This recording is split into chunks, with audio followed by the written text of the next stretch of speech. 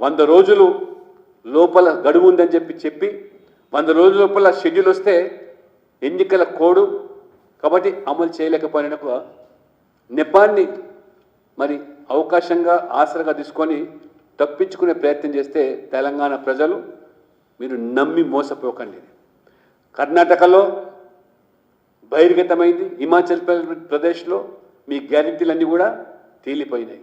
అందుకని రాజస్థాన్లో ప్రజలు అవకాశం ఇచ్చి ప్రభుత్వానికి రాహుల్ గాంధీ కాంగ్రెస్ గెలిస్తే ఆ రోజు కూడా 100 రోజులప్పుడే రైతులు రుణమాఫీ అన్నాడు.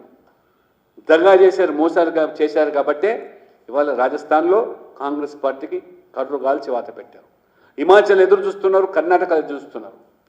తెలంగాణ ప్రజలు కూడా రేపు ఈ పార్లమెంట్ ఎన్నికల మరి సందర్భంగా అసలు నైజాన్ని గమనించి దేశ హితం కోసం మోదీ గారు చేస్తున్నటువంటి అభివృద్ధి, వారు తీసుకుంటున్నటువంటి పేదల పథకాలు, చరిత్రాత్మకమైనటువంటి నిర్ణయాలు, అదే రకంగా ఇవాళ రామ మందిరం లాంటి మరి నిర్ణయాలు, అసాధ్యం అనుకున్నటువంటి 370 ఆర్టికల్ కానివ్వండి, లేదా ఇవాళ మహిళలకు సంబంధించిన ముస్లిం మహిళలకు సంబంధించిన త్రిపుల్ తలాక్ చట్టం కానివ్వండి, చివరికి ఇవాళ 33% మహిళల రిజర్వేషన్లు కానివ్వండి, ఏ రకంగా ఇవాళ మహిళలకు పెద్దపీట వేస్తూ ఇవాళ మోదీ గారు మహిళా శక్తిని వాళ్ళకు గుర్తించి సగ జనాభా ఉన్నటువంటి మహిళలకు ఇవాళ అన్ని రంగాల్లో కూడా పెద్దపీట వేయడం